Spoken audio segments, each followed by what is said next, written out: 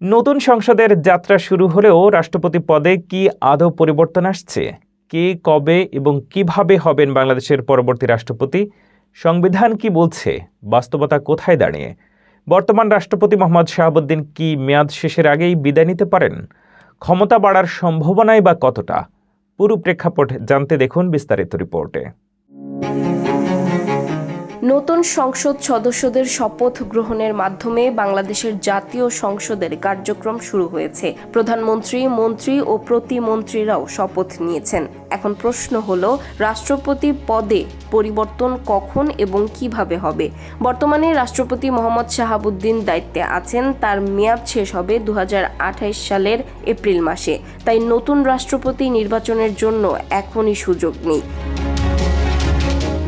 সংবিধান অনুযায়ী রাষ্ট্রপতির পদ শূন্য হলে নির্বাচন আয়োজন করা হয়। পদ শূন্য হওয়ার কারণ হতে পারে মেয়াদ শেষ, পদত্যাগ বা অভিশংসন। রাষ্ট্রপতি নির্বাচিত হন সংসদ সদস্যদের ভোটে, যেখানে প্রার্থীর বয়স কমপক্ষে 35 বছর হতে হবে এবং সংসদ সদস্য নির্বাচিত হওয়ার যোগ্যতা থাকতে হবে। নির্বাচনের জন্য 2 জন সংসদ সদস্য প্রার্থীকে প্রস্তাবক ও সমর্থক হিসেবে সমর্থন করবেন। একক প্রার্থী হলে ভোট গ্রহণের প্রয়োজন হয় না।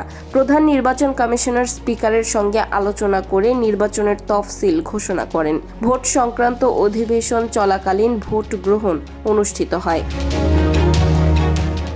বর্তমান সংবিধান অনুযায়ী রাষ্ট্রপতির ক্ষমতা সীমিত, তবে রাজনৈতিক সংকট বা নির্বাচনের সময় রাষ্ট্রপতি গুরুত্বপূর্ণ ভূমিকা রাখতে পারেন।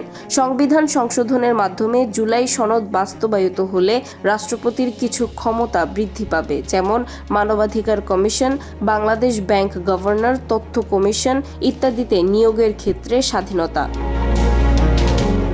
সুতরাং মোহাম্মদ শাহাবুদ্দিন পদত্যাগ না করা বা অভিশংসিত না হওয়া পর্যন্ত নতুন রাষ্ট্রপতি নির্বাচনের সম্ভাবনা নেই। পদ শূন্য হলে নির্বাচন কমিশন সংসদ ভোটের মাধ্যমে নির্বাচন আয়োজন করবে।